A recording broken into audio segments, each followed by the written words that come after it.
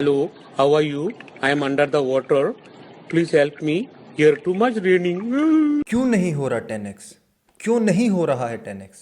जिस वक्त जिस उम्र में विनीशियस जूनियर को बैलन डोर होल्ड करने के बारे में विचार करना चाहिए, उस उम्र में विनीशियस ब्रेस्ट होल्डिंग की फिराक में। We want to see your nudes. Come on, show us your nudes, baby. Show us the nudes, I motherfucker. love you. We love you. Hello, baby. What does that mean? Does that mean Vinicius Junior is like going on a wrong path? We can say ऐसा हम कह सकते हैं, क्योंकि जो recently Vinicius junior की life में चल रहा है, बेचारे की चैट्स लीक हो जाती हैं। लाइक भोजी के साथ बातें कर रहा होता है, उसकी चैट्स लीक हो जाती हैं। फिर जो असली वाली भोजी होती है उसके साथ विनीशियस का ब्रेकअप हो जाता है, बेचारे के घर में आग लग जाती है। तो ये सब लाइक एक रोलर कोस्टर की तरह आया है विनीशियस जूनियर की लाइफ में। दूसरी तरफ हम बात करेंगे लमीन यमाल टू पीएसजी। क्या ये पॉसिबल है? क्योंकि जिस हिसाब की बिड पीएसजी रखने की सोच रही है 230 मिलियन की, भाई this is not normal.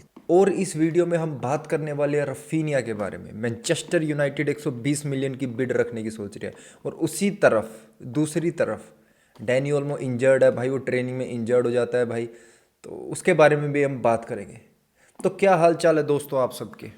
Smoky welcomes you.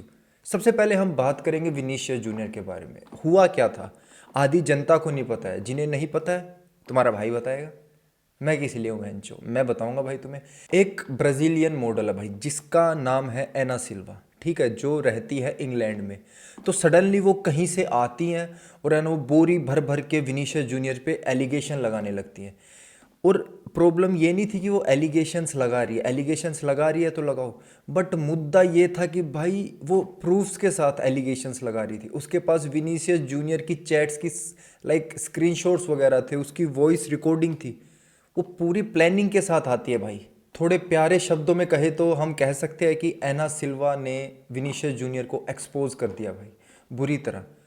एना सिल्वा कहती हैं कि भाई विनीशियस जूनियर को खुदाई में बहुत ज़्यादा रुचि थी, है ना।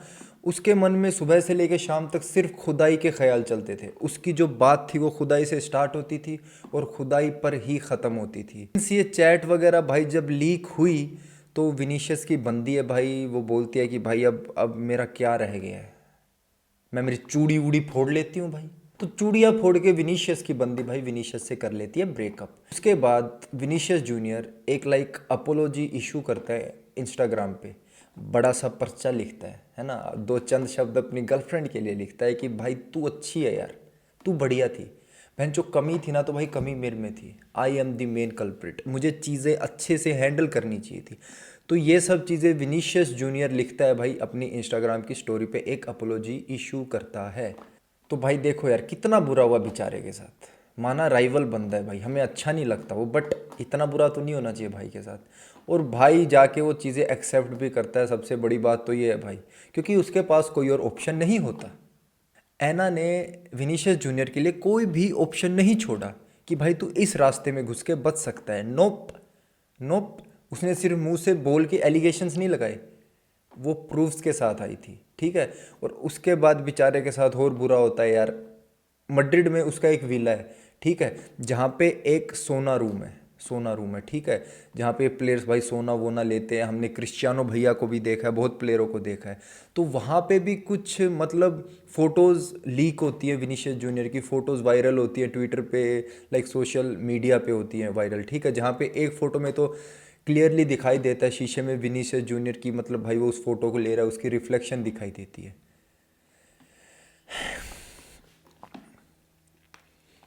भाई भोजियों का बहुत शौक रखता है, भाई को भोजियों का इतना शौक है कि वो उनके बिना रह नहीं सकता। 4 5 3 4 5 बथेरी भोजियाँ थी भाई सोना रूम में।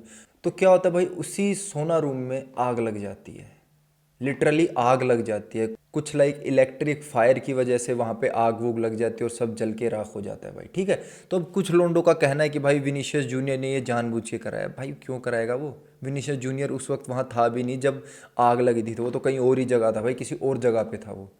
तो भाई इतना सब कुछ हो गया बेचारे विनीशियस जूनियर के साथ इन पिछले 2 दिनों में। सबसे पहले विनीशियस जूनियर पर लगते हैं एलिगेशंस, ठीक है, फिर ऐना आती है भाई प्रूव लेके, उसकी होती है चैट वगैरह लीक, फिर उसकी बंदी उससे ब्रेकअप कर लेती है, ठीक है, फिर उसके बाद उसकी फ़ोटोज़ और वायरल होती हैं उसके सोना रूम में अलग अलग बंदियों के साथ, भोजियों के साथ, ठीक है, और फिर उसके बाद उसी सोना रूम में आग लग जाती है।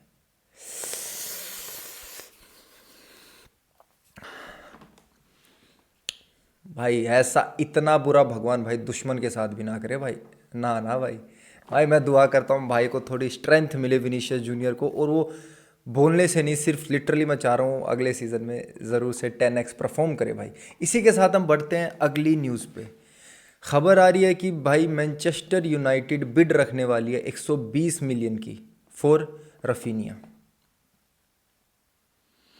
भाई वो कहानी है ना भाई, एक एक है ना, कहावत है कि जब आप डाउनफॉल चल रहा होता है ना आपका, ठीक है, तो आपको लोग और गिराते हैं।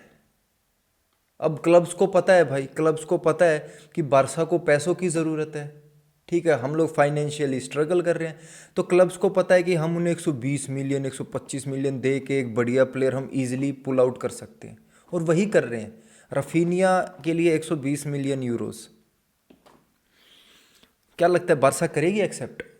मुझे कहीं ना कहीं नहीं लगता फ़िलहाल के वक्त, क्योंकि हमारे पास वैसे ही डेप्थ भाई बिल्कुल भी नहीं है, और अगर रफीनिया चला जाता है तो ख़त्म है बारसा, ख़त्म है, मैं लिटरली बता रहा हूँ, सिर्फ कहने के लिए नहीं, ख़त्म हो जाएगी बारसा।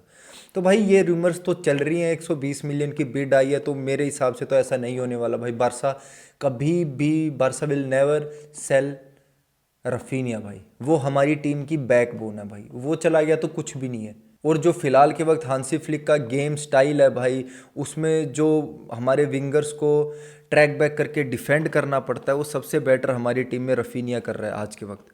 तो भाई इस चीज़ को तो भूल जाओ कि ये होने वाला है, ठीक है, इस चीज़ को तुम दिमाग में से निकाल दो। अगर रफीनिया चला गया तो हम ख़त्म है।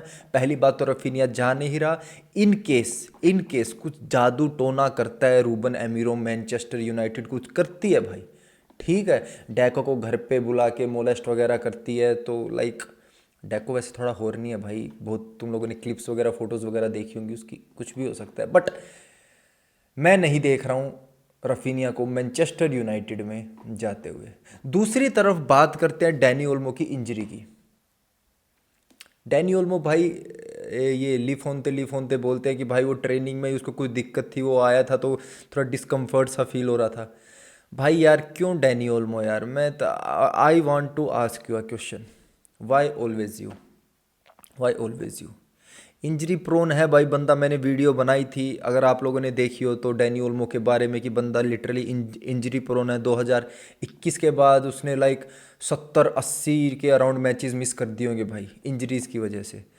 तो मुझे नहीं पता, हमारा आने वाला मैच है जिरोना के साथ मैच है, उसी के बाद इसी वीक में नहीं, इसी मंथ में हमारा रियल मैड्रिड के साथ भी मैच है, एल क्लासिको। पता नहीं कि भाई फर्मिन ठीक होगा या नहीं उस मैच को खेलने के लिए। रफीनिया प्रोबेबली भाई ठीक हो जाएगा, रफीनिया उस मैच में खेलेगा।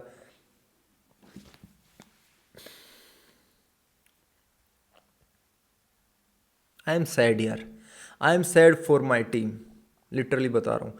अटैकिंग मिडफील्डर पे हमारे पास कौन, अगर तुम सोचो फर्मिन लोपेज ठीक नहीं होता है, डैनी ओल्मो इंजर्ड है, एएमएफ पर स्टार्ट करना पड़ेगा कहीं ना कहीं रफीनिया को एज अ नंबर 10।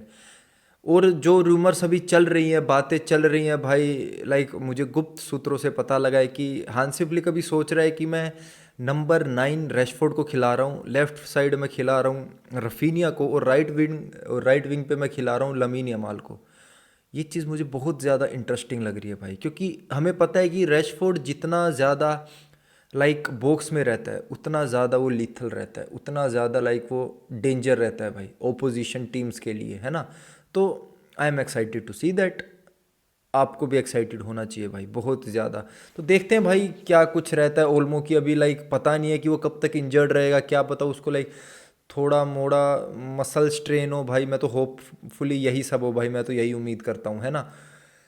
देखते हैं भाई क्या होता है, एल क्लासिको तक होपफुली बंदा ठीक हो जाए, है ना। बंदे में बहुत ज़्यादा पोटेंशियल है, बंदा कर सकता है, मैं एज अ फैन उस पर बहुत ट्रस्ट करता हूँ भाई, ठीक है, मैंने वीडियो में भी बताया। तो मुझे उम्मीद है कि डैनी ओल्मो ठीक हो जाएगा, है ना, और चीज़ें वापस आएंगी।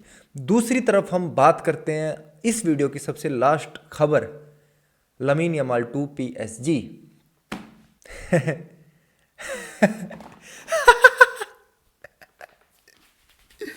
गरीबी में आटा गीला। भाई तुम 230 मिलियन की बिड रखने की सोच रहे हो? हाँ